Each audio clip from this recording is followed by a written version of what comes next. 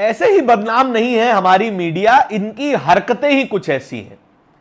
Davos में इतनी जरूरी मीटिंग चल रही है, वर्ल्ड इकोनॉमिक फोरम बुलाया गया है, 3000 से ज्यादा पार्टिसिपेंट्स हैं, 165 देशों के लोग वहां पर आए हैं, 65 देशों के राष्ट्राध्यक्ष पहुंचे हुए हैं।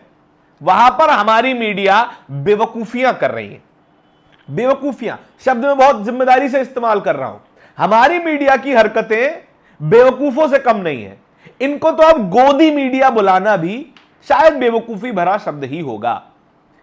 हमारी हरकतें उस स्तर की हो चुकी हैं कि एक सर्कस में जिस तरह से जोकर होता है, उसी तरीके के news anchor, news reporter TV पर बन चुके हैं। कोई बात नहीं कर रहा कि दावोस में जो ईयरली मीटिंग बुलाई जाती है वर्ल्ड इकोनॉमिक फोरम में, वो क्यों जरूरी है, भारत के परिप्रेक्ष्य से कितना जरूरी है, विश्व के परिप्रेक्ष्य से कितना जरूरी है। वहां पर स्नोबॉल फाइट की जा रही है, हील्स के बारे में बात की जा रही है। और ये वो कर रहे हैं जो कथित तौर पर सीनियर जर्नलिस्ट हैं, कथित तौर पर एडिटर इन चीफ हैं। ये वो लोग कर रहे हैं। कोई नहीं पूछ रहा कि भारत का रुपया 90 के पार कैसे हो गया, कोई नहीं पूछ रहा। और वहां पर जाके ये छुट्टियां मना रहे हैं, ऐसा कर रहे हैं कि जैसे दिल्ली वाले शिमला जाकर हरकतें दिखाते हैं। देखिए बर्फ पड़ी है, देखिए स्नो है, देखिए महिलाओं ने हील पहनी है। ये छिछोरे लड़कों की हरकतें होती हैं, पत्रकारों की नहीं। पूरी कहानी क्या है इस वीडियो में चर्चा करेंगे। ये भी चर्चा करेंगे कि दावोस का जो समिट है वो भारत के लिए कितना जरूरी है, पूरे विश्व के लिए कितना जरूरी है, और भारत की इस वक्त जो स्थिति है वो किस तरीके से रिप्रेजेंट कर सकता है दावोस में अपने आप को। नमस्कार, मेरा नाम धारण है, आप नेशनल दस्तक देख रहे हैं।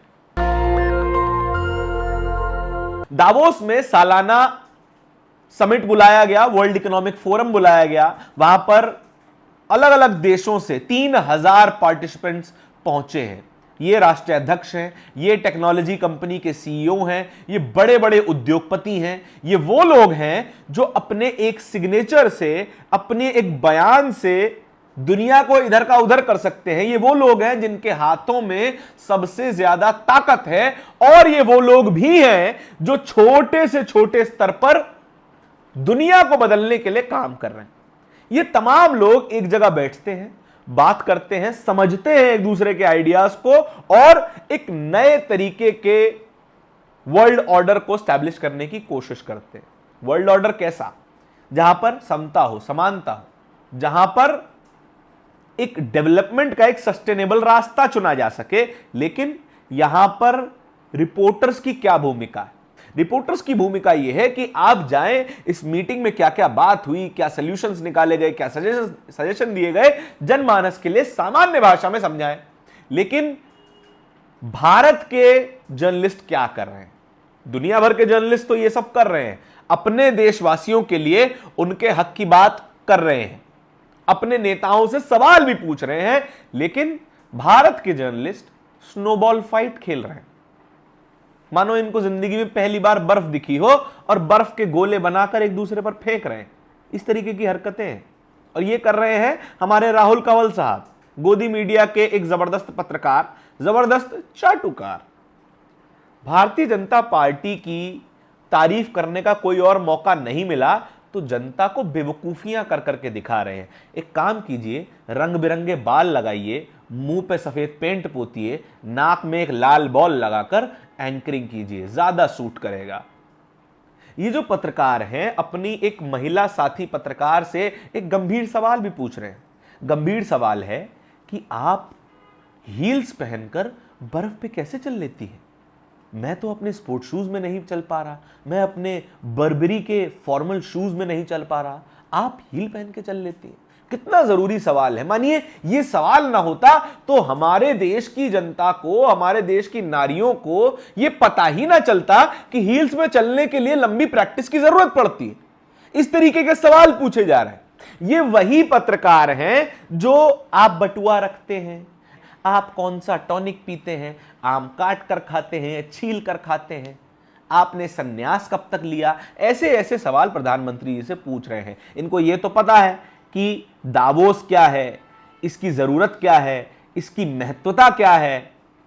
इसका महत्व क्या है, इसके बारे में तो इन्हें कोई जानकारी है नहीं, तो बाकी लीडर्स से कोई सवाल तो पूछ नहीं सकते। मोदी जी अभी पहुंचे नहीं है, इसीलिए उनका गुणगान भी नहीं कर सकते। कुछ तो करके दिखाना पड़ेगा जनता को। तो ये लोग बेवकूफी का रास्ता अपना रहे हैं। देखिए, जो देख रहा है इन लोगों को वो भी बेवकूफ है, और जो लोग इस तरीके के शोज बना रहे हैं वो लोग भी बेवकूफ हैं।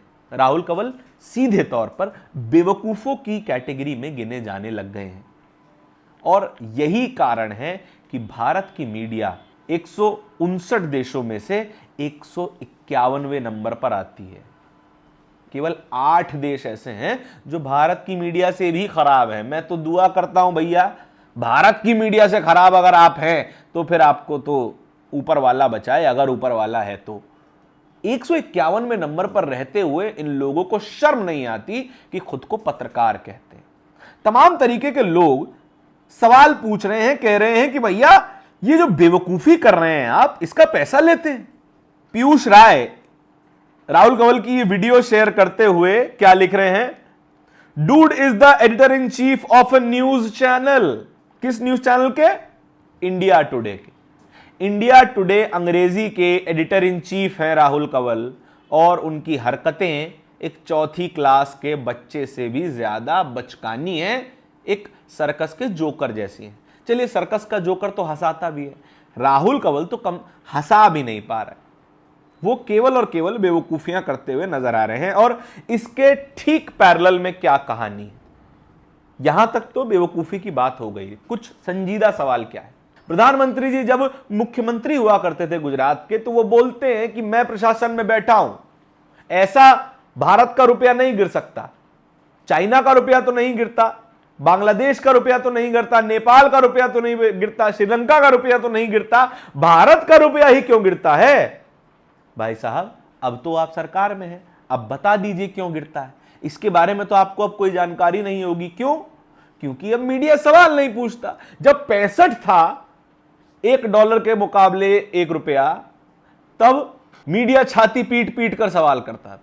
तब एंकर जमीन पर लौट जाते थे, भैया बताइए ये जो क्राइसिस है इससे कैसे बाहर आएंगे, ये जो हैवक है इससे कैसे बाहर आएंगे। लेकिन अब 91 हो चुका है, वर्ल्ड इकोनॉमिक फोरम में हैं आप, और वहां से खड़े होकर भी इतना मामूली सवाल नहीं उठा सकते, तो आप बेवकूफ़ ही हैं राहुल कंवल।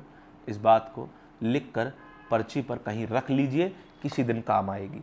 इस वीडियो के बारे में आपके क्या विचार हैं कमेंट सेक्शन में ज़रूर बताइएगा। इसी तरह की वीडियोस को और भी देखते रहने के लिए नेशनल दस्तक को सब्सक्राइब जरूर कीजिएगा। बहुत बहुत धन्यवाद। दस्तक की आपसे गुजारिश है कि अगर इसको बचाना चाहते हैं तो नेशनल दस्तक को सब्सक्राइब करने के लिए रेड कलर के सब्सक्राइब बटन को दबाएं, फिर बेल आइकन की घंटी दबाएं। नेशनल दस्तक को बचाने के लिए बहुत जरूरी है कि हर खबर को शेयर करें, लाइक करें, कमेंट जरूर करें।